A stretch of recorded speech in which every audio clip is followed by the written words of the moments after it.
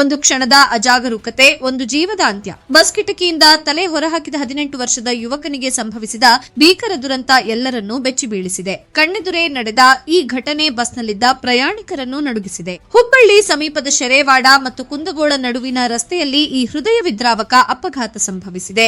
ಬಸ್ನಲ್ಲಿ ಪ್ರಯಾಣಿಸುತ್ತಿದ್ದ ಯುವಕನೊಬ್ಬ ಉಗುಳುವ ಉದ್ದೇಶದಿಂದ ಕಿಟಕಿಯಿಂದ ತಲೆ ಹೊರಹಾಕಿದ್ದಾನೆ. ಅದೇ ಸಮಯದಲ್ಲಿ ಹಿಂದಿನಿಂದ ಬಂದ ಟಿಪ್ಪರ್ ಲಾರಿ ಬಸ್ಗೆ ತೀರಾ ಸಮೀಪವಾಗಿ ಹಾದು ಹೋಗಿದೆ.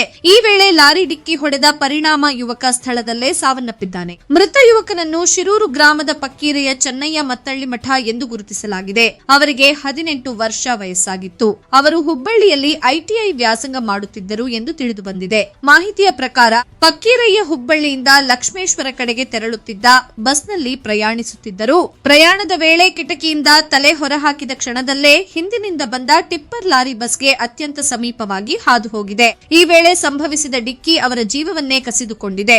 ಘಟನೆ ನಡೆದ ತಕ್ಷಣ ಬಸ್ನಲ್ಲಿದ್ದ ಪ್ರಯಾಣಿಕರು ಆತಂಕಕ್ಕೊಳಗಾದರು.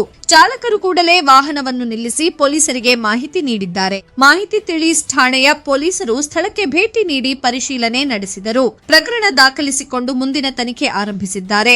ಈ ಘಟನೆ ರಸ್ತೆ ಸುರಕ್ಷತೆ ಕುರಿತು ಮತ್ತೊಮ್ಮೆ ಗಂಭೀರ ಎಚ್ಚರಿಕೆಯನ್ನು ನೀಡಿದೆ. ಬಸ್, ಕಾರು ಅಥವಾ ಯಾವುದೇ ವಾಹನದಲ್ಲಿ ಪ್ರಯಾಣಿಸುವಾಗ ಕಿಟಕಿಯಿಂದ ತಲೆ ಅಥವಾ ಕೈ ಹೊರಹಾಕುವುದು ಜೀವಕ್ಕೆ ಅಪಾಯಕಾರಿಯಾಗಬಹುದು. ಒಂದು ಕ್ಷಣದ ಅಜಾಗರೂಕತೆ ಜೀವವನ್ನೇ ಕಸಿದುಕೊಳ್ಳಬಹುದು.